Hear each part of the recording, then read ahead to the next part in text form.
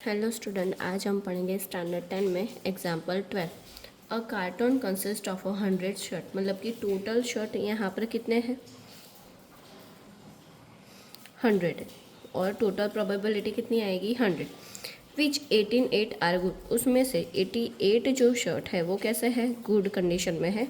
8 have a minor defect, यहाँ पर minor defect वाले जो शर्ट है वो कितने हैं 8 है।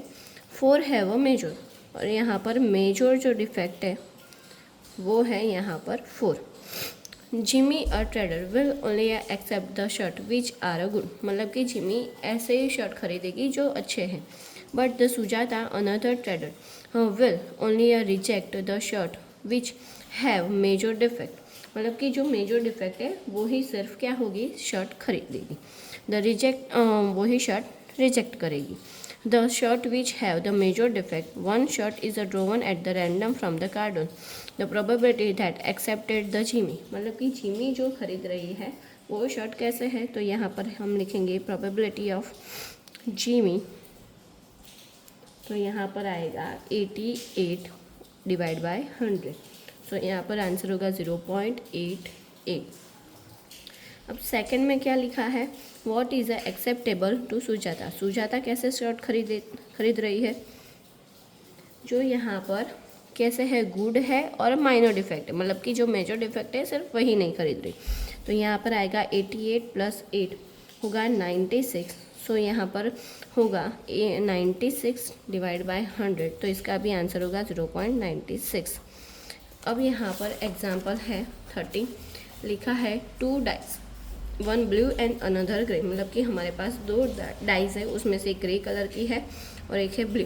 थ्रू द सेम टाइम, उसे हमें रैंडमली थ्रोन करना है, सेम टाइम में write down all the possible, उसके ऑल पॉसिबल आउटकम्स लिखने हैं। What is the probability that the sum of the 2 number, अगर आप सम कर रहे हो दो नंबर का, दोनों नंबर के appearing on the top of the dice, और उसमें से जो टॉप उसका दिख रहा है वो आता है 8, तो यहाँ पर हम लिखेंगे सबसे पहले वाली क्वेश्चन में कि क्या आना चाहिए 8 आना चाहिए। तो 8 कहाँ का होगा 2 और 6 में, सबसे पहले तो फर्स्ट वाले में तो हो नहीं सकता, फिर यहाँ पर होगा 3 और 5 में, फिर यहाँ पर होगा 4 और 4 में, फिर यहाँ पर होगा फिर से 5 और 3 में,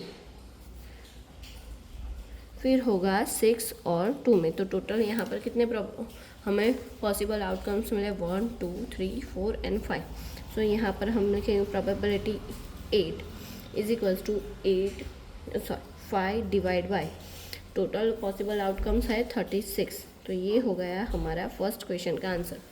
फिर लिखा है क्वेश्चन नंबर 2 में 13, तो 13 तो है ही नहीं, तो 13 क्योंकि सबसे बड़े नंबर 6 और 6 ही है, तो उसका सम होगा 12।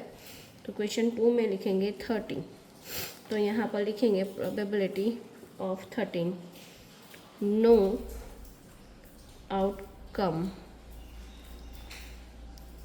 फेवरेबल, मतलब कि ऐसा कोई आउटकम्स नहीं। अब क्वेश्चन नंबर 3 में लिखा है यहाँ पर लेस देन और इक्वल टू 12, सो यहाँ पर इक्वल 12 होगा तो सबसे बड़ा 6 और 6, और लेस देन मतलब कि 12 से छोटे, तो ये सारे नंबर आएंगे। सो यहाँ पर लिखेंगे probability 12 is equals to 36 upon 36 is equals to 1।